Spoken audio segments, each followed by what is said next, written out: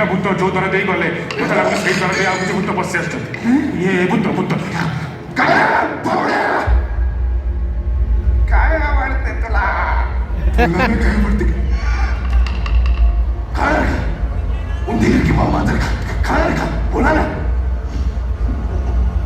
आणि काय काय त्याच्या रक्तात पिऊ नका मोठा श्वास घे मग पी मोठा श्वास घे मग पी पित्व पित्व पुन्हा पित्व यावत पद्धती भूतले उद्याच्या पुन्हा पित्व पुन्हा जन्मम न विद्यत